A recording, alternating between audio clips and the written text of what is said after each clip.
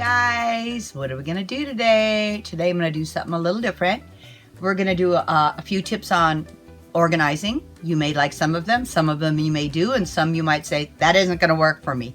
But it's just some fun little ideas on what we do, and maybe you'll get something from it and you can use it for your own. In my sewing section I have my regular sewing machine, a backup, and then over there we have our serger that I use quite often. So I try to make sure it's easy to get to. I usually have chairs by everything so I can just get to it and do it. Above, I've used my space for my extra flosses and threads. All my fabrics have been folded, and I try to put them coordinated by color or theme, and also a nice work table with my rubber mats and cutters so I can get to those easily. Also, more threads. I don't think you can ever have enough thread. I like these containers. They're open and I can see what's in them, so I always know and I can tell that these are my fibers. So if you have open things, you can actually see what you're looking for without having to dig into drawers all the time. I like to make it feel like I feel good when I come in and I work, and it inspires me. So my area has to also look fun besides being practical. So for an area like soldering and jewelry making, I found that I like to have things up that I can see them. So I am able to access them and see them, and I know I can get to it. It's all right here. But anything I need is right in front of me. If I'm doing a larger project, I'll just pick up what I need, move it to a larger table. But if it's something small, I can work right where all my supplies are. So we all have tons of extra things we're not quite sure where to put and that you don't know how to organize. So sometimes what I have done is I found all of these boxes, they all matched, and I just put labels in them. So I know that whether it's crepe paper, or flowers I've already cut out, or even whiteout. Anything that I have a large quantity of, or pipe cleaners that are coming out of the box. I can have an area that I don't feel overwhelmed by, but it's all right there, and when I need it, I know it's in that box, and I can come get it, and it still feels organized to me. And that's another way to hide some things that you know you don't use all the time, but you have, and you are going to be using. Like when you have other findings for jewelry, or maybe just embellishments you want to use for something else when they're really, really small. But when I use them often, I like them laid out, and you definitely need surface room for this. And these printers boxes, small muffin tins, other little shadow boxes are great for this because you can store all your little pieces that you use more often, and they can be up and available for you. So when you don't have tons and tons of table space and you have a lot of things that you want to be able to get to, these twirly little containers, and I think you can get them at Harbor Freight. There are so many places, even garage sales. They're great to use too because you're going more up. But you can still get a lot in here and get to what you need. Small things you have that you want to be able to access quickly but don't have the room for. So let's say you have some counters, or you have something that you can use to work on top of. So you have a nice workspace to work on, but underneath I've pulled all my doors off of these glass cabinets. For fun things like that, I can keep under here. I know they're there, and I find a lot of times if it's out of sight, out of mind, and I don't see it, sometimes you kind of forget you have it. So I think it's important to be able to see what you've got if you have the space to do it, or the things you use the most. I really hate holding on to things that I'm not going to use. But this was another great way if you have a garage or an area, you can put your wood, and I try to organize it on these shelves that when I need it, I can get it out. So if you have a lot of small skinny pieces, I had found this was an old, these were doors to a cabinet. This was a kitchen cabinet, and I laid it the opposite way so I could stand.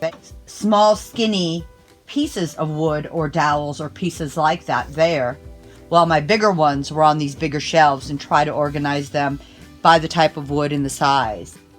I have small shims, flat pieces, and the different types there, so if I keep them organized, I can find them when I need them.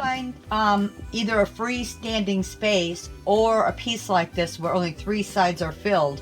You could push one against a wall, and you could put your shelves all the way around and put a lot of supplies. Pieces that you can get, you could even put them on wheels or just use some slat board or pegboard and put them together against a wall. Use 3 sides to fill it up. You can walk around the 3 sides and you can get a lot on there going up. So here for my hardware, it can be a tough one to have it all out, and there's so much. So I had picked up this old big shelf piece, really inexpensive, and put different metal boxes and things on top. But you could put other shelving in there or anything in there, because your hardware is going to usually be pretty heavy.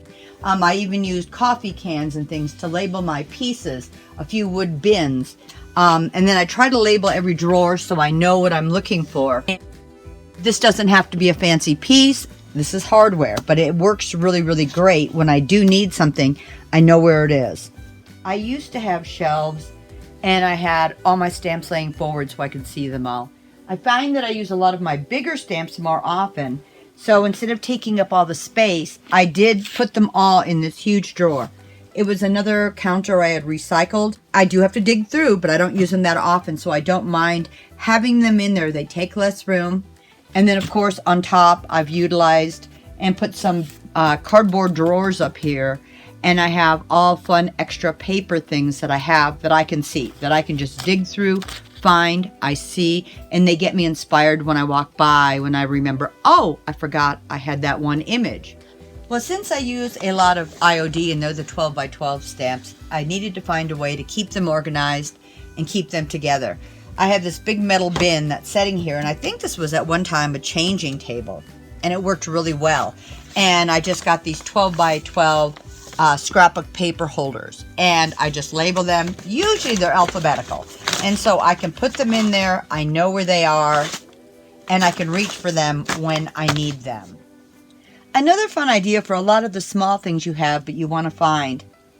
These, I believe, were like DVD holders. The things that a lot of people don't use anymore, or you could even use cassette holders. I put all my ink pads and things inside of them and get to them easily. But also, I just find plastic containers or drawers to separate out whether it's my glitter glues or my finishes or sprays or ink refills. I keep them together so that I can find them and they're visible to me. I try to keep my glues in one section. You could use any type of cans or anything to put your pencils and your brushes, keeping them standing up and visible and easy to grab when you need them. Let's say you like die cutting and other things like that, or have other small things about this size. I believe this one was also a CD holder. I laid it on its side and it worked out really fun to put all of my dies in. And I can see the names on the sides and I can get to them, but they're out of my way and they don't take up very much space. Right now, they have so many companies out there that sell holders to hold your papers. Look around. This, I believe, was from an old veterinary clinic. So a lot of times if people are getting rid of their old things, they put files in there, like file type folders. So you might come across something somewhere that you can see your papers, you can see down, you can see what you have, maybe organize them by color or season, and even using old drawers when you have big tools and you have a lot of them. And here is another drawer just full of punches. Even though at one time I did have them all hanging, I could see them, I found that I didn't use them often enough to have that much space taken up. So you really need to decide what you use the most often, what do you want up and out, and the things that you use less often you want to be able to get to, but they don't have to take up as much surface space. Cube containers are great, and I know you can pick them up probably anywhere, whether it's Walmart, IKEA, even garage sales. Cubes are great because then you can put them together, stack them on top of each other, and things stay separated. So when you fill up your cubes, if you still have space, I'm actually storing this basket with all my different colors of raffia, but to me it's appealing. So you add some fun pieces to make it cute besides practical. To me, if I'm inspired by my space, I can get inspired to work. I have tried 100 different ways to store my stencils. I've stored them flat, I've stored them in containers, I've tried to hang them other ways. And right now, this is my most favorite way. If you have a counter that has an overhang or a door you're putting on something to work on, all I did is add some heavy rope that I wrapped around and had a little bit of a sag underneath. And then I take all of my stencils and I use clips and I hang them. So I can get to them, they're not getting stuck together, but you can actually see what you have and you can pull them off. They hang down and you can get to the stencils you'd like to work with. While you're organizing, while you're resetting up, while you're redoing, I mean, I get very inspired while I'm organizing and looking through things. I also have friends and people that send me fun goodies or something maybe I've done.